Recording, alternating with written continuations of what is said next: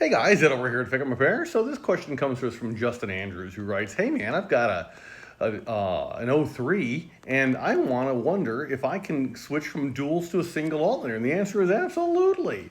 There's a technical service bulletin, TSB, don't you know, out by Ford that even discusses how. And if you want, hit the contact us link on FICMRepair.com. We'll actually email you a copy of that service bulletin so you can see exactly how to do it. But you think about this and you're like, things that make you go, why would Ford have issued a bulletin about how to convert from a dual to a single unless they knew something was going on, unless they knew something was up? This is a conversation about critical thinking, gentlemen. Well, and the singular lady that's probably following me.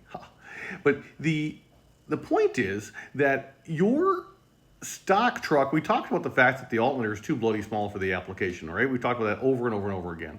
What we haven't really talked about too much is the fact that if you have a dual alternator truck, you have 140 up top and 120 down low. Your 140 up top does about 85 amps at cold idle.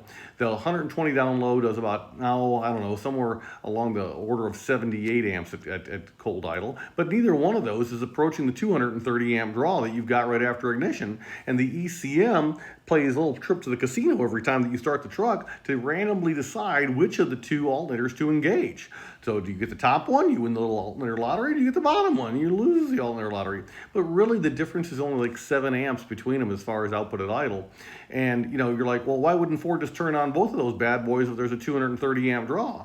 The reason why Ford doesn't do that is Ford realizes that what's going on is that the wiring can't hang. It can't hang with the electrons leaving the building from two different alternators in concert with and at the same time as the glow plug draw is happening. So that is what is happening. So what should you do? You should get rid of both of your alternators and get yourself a larger singular alternator. So if you get yourself a larger singular alternator, now the world is your oyster.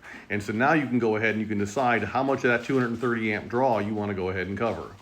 So if you get like our 185 amp alternator, if you live in the South, that'll get you 130 amps at cold idle. That's a win. Or you can get our 240 amp alternator if you live in the North. That'll do 190 amps at cold idle. But then you have to get our cable kit too, which sucks a little bit because it's not free.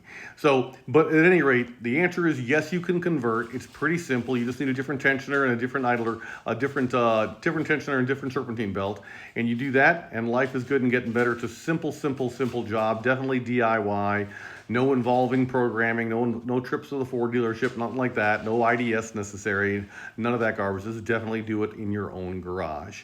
So if you wanted to do that, you totally could.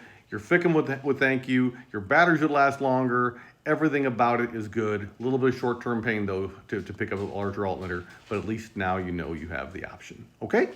FICMRepair.com. We're all in this together. Thanks, guys.